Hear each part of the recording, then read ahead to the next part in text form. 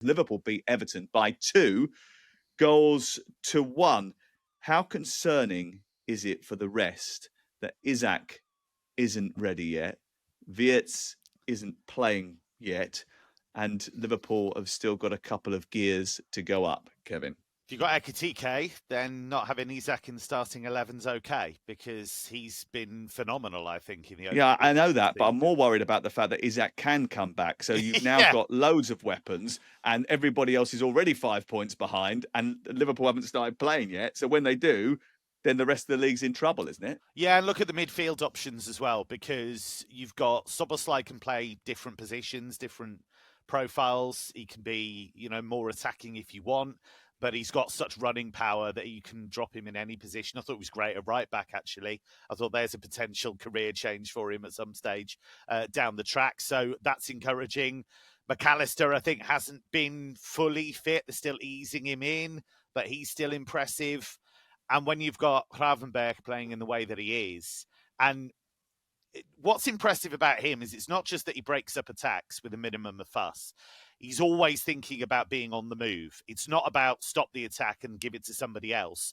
He gets them moving. And if you look at his time at Ajax, and again, I know the Eredivisie isn't the same standards, but he had that in his locker. He had that ability to score goals. He had that ability to maraud forward and ghost past people. So that midfield looks really encouraging. And then the forward weapons are startling, really. So really encouraging from Liverpool's point of view. I think it's interesting that you talk about the Eredivisie, and I think we do this a lot, actually. We sort of go, well, he played in the Eredivisie, or he played in the Bundesliga, or he played in France. It doesn't necessarily mean it's going to translate. But if you watch those games, you see certain things. And when scouts watch those players, they go, oh, right, well, he does this. Yeah. If he can translate this to the Premier League, then we've got one hell of a player on our hands. And then they'll go and research the player about what his development's like, whether he's quick enough to be able to improve, or whether he's got the right discipline to be able to adapt to the game. And then it's about assimilating him to the league and then moving him forward. If you look at Ryan Gravenberch, I mean, obviously he was always a cultured player, a very good player. You could see that when he was playing at Ajax. But he is arguably one of the best midfield players in the Premier League right now. I mean, not only does he effortlessly break up attacks, but his first pass is always a forward one. He's always looking to get on the front foot.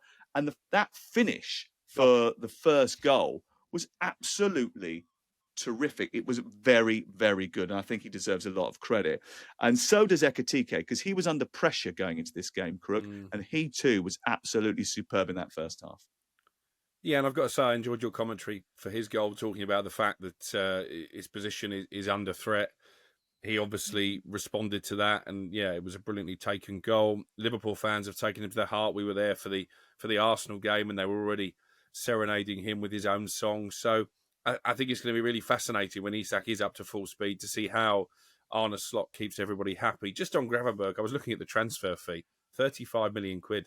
They pay for Gravenberch. When you look at some of the money that's been thrown around by clubs in the Premier League, that is bargain of the century, really. And you mentioned they've not hit top gear.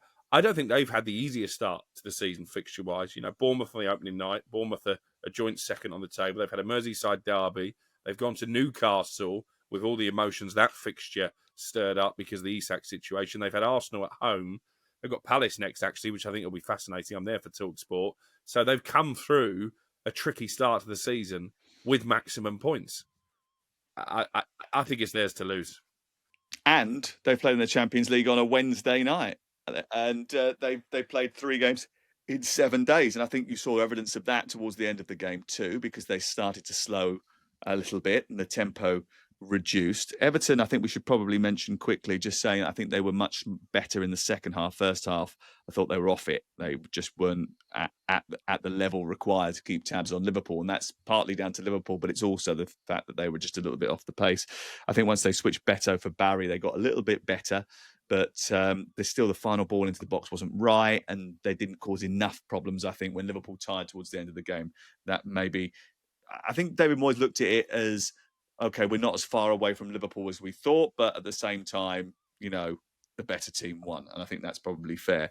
What I wanted to focus on was Florian Wirtz, because He's in my fantasy team, Kev, because you said he was brilliant. Yeah. And he hasn't got me any points yet. Yeah. And the reason he hasn't got me any points yet, because he hasn't scored or assisted any goals in the Premier League. And he can't do that if he's on the bench, which is a massive issue. But you think it's going to come, he's going to be okay. Why is he finding the transition to the Premier League a little bit difficult?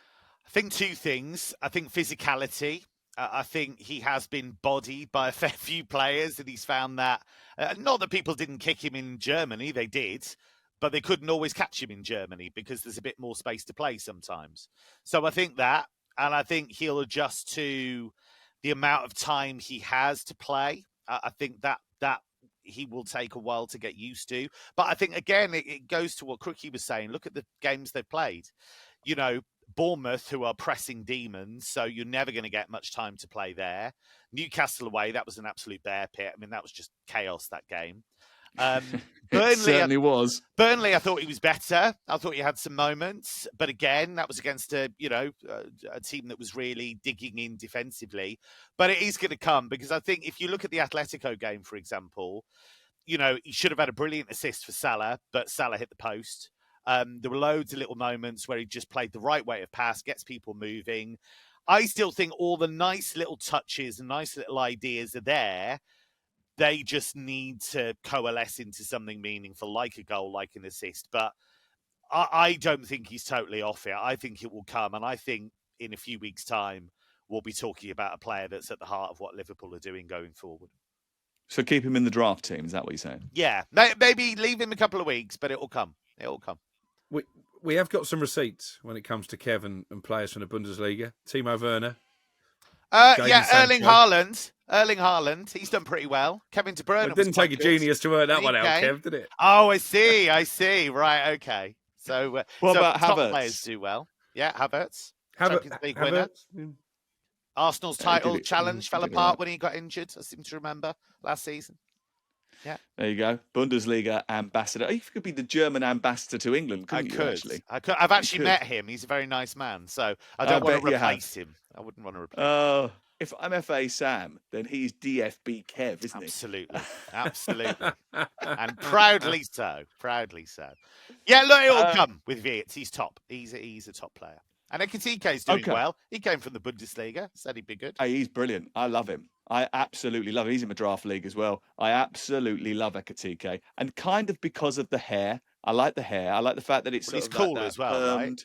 That permed blonde hair and the way he moves and the fact that he just takes the ball and he's got great manipulation of the football, even though he's very tall.